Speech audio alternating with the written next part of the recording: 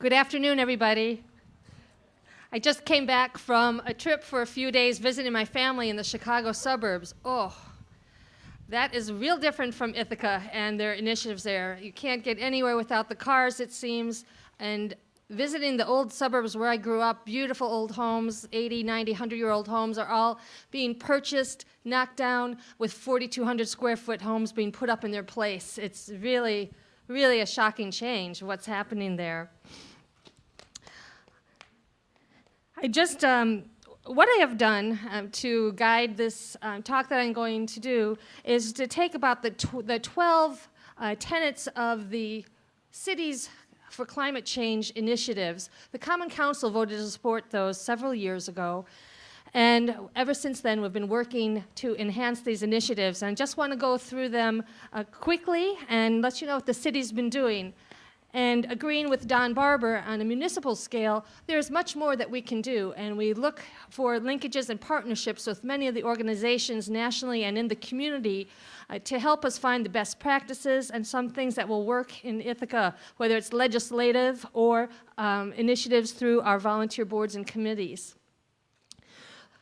The first step that cities were asked to do, and when I signed on for the climate change initiative, I was maybe mayor number 170, and we're about 500 beyond that now. There's hundreds and hundreds of mayors and cities across the country who have signed up on these initiatives. The first one is to inventory global warming emissions in the city operations and in the community and set reduction targets. That, in fact, has been done. I had an intern a couple years ago who did that work for the city and put together a 25, 30-page document. And we now have a local action plan committee that meets every 2 to 3 months to review where we are with our initiatives, what we can do better, and how much we're reducing our greenhouse gas emissions. Adopting and enforcing land use policies that reduce sprawl, preserve open space, and create compact, walkable urban communities. One of the key issues and key reasons that I'm running for re-election and another 4-year term is what you may have heard of is the Southwest Urban Neighborhood, which is a proposal in 60 acres of land that the City of Ithaca owns, tucked in behind the big boxes between the railroad. Doesn't sound that attractive, doesn't sound that doable. Nonetheless, we put out a request for proposals and had 4 very fine firms and their partners respond. We are still working on selecting a preferred firm that will help us implement a vision of an urban dense neighborhood in that area of about 600 housing units that is a true multi-use, multi-economic neighborhood with 30% of the homes built as affordable homes, some market rate, and some for the higher end folks in the community. It will focus on alternative energy. It will focus on walkability and public transportation. It will be beautiful, and that will take us a fairly long time to put together, but I'm looking forward to working on that. Another area you may not know, Don Barber referred to this earlier. For those of you who have been here this afternoon, the city has been quietly and consistently buying up lands around 6 Mile Creek watershed corridor from the city line out, about to German Cross Road to protect the 6 Mile Creek watershed. Right now it is our water supply for the City of Ithaca, and it may continue to be so. And even if it doesn't continue to be so, we have bought land around this for a very beautiful greenway that is a respite for many city residents and Town of Ithaca residents. In the last few years, we have also refocused and redirected, through my administration, our infrastructure funds away from a lot of street work, though that is being done as well, and have restructured a sidewalk program that was left dormant for a long time. You may have heard that the City of Ithaca has the highest walk and bike to work ratio in New York State. A couple years ago, that was at about 40%. So it is very important that our sidewalks are up to a good condition, that there's enough crosswalks, that there's enough stanchions in the roads to protect the pedestrians. That will take a lot of work yet. We've had such a hard time over the years getting bikeways in the city. We'll expect to see some changes in the next few years in that respect as well. Earlier, Herb Engman was here, who's running for supervisor of the town, and I mentioned the town here because both of us, the city and the town, are working on comprehensive plans.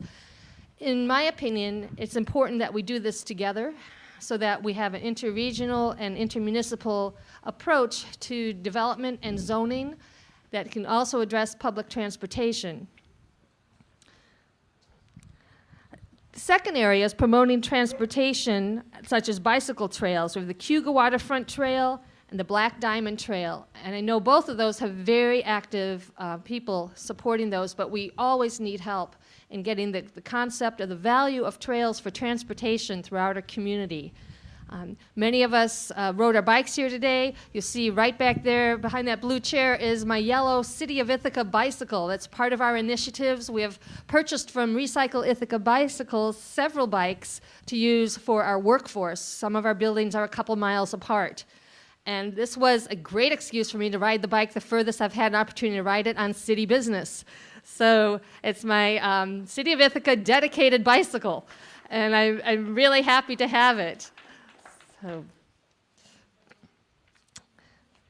increasing the use of clean alternative energy. We have purchased wind power for several years for the City of Ithaca at a percentage that basically covers the entire City Hall. We are in the finishing stages of a study to make the golf course an ecological golf course, one that doesn't use the same water that you drink out of your tap. We're looking into recycled water and better way to manage that golf course. And you may have heard that we have invested millions of dollars in phosphorus reduction from our wastewater plant into the lake.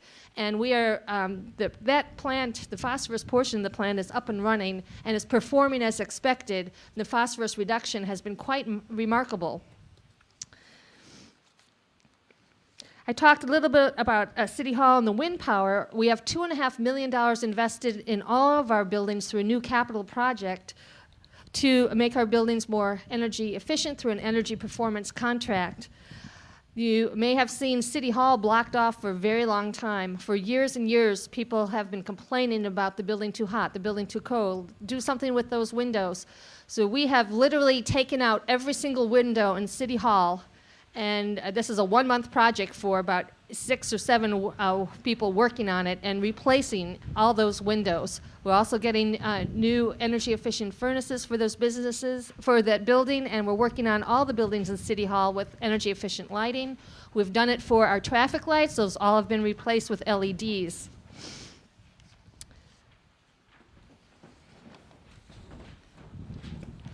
We've also, in the B5 Fuel Consortium with the county and Cornell University.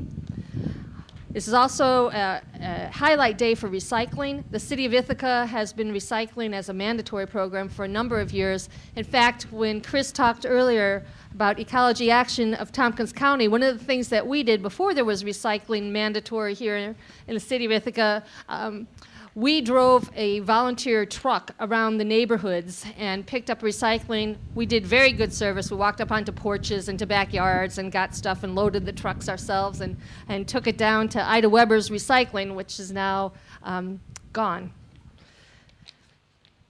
Another area that we haven't heard much about is healthy urban forests. And Ithaca City shines in urban forestry. We consistently get awards for our urban forestry examples. We certainly have a wonderful linkage with the horticultural department at Cornell University, so we can promote new techniques and new scientific ways of maintaining a healthy urban forest.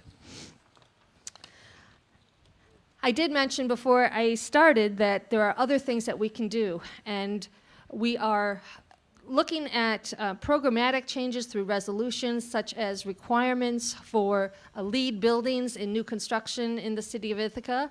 That is something that requires a lot of discussion. There's a lot of diversity of opinion around that topic, but that will be something that Common Council will be taking up in the near future to take a look at that.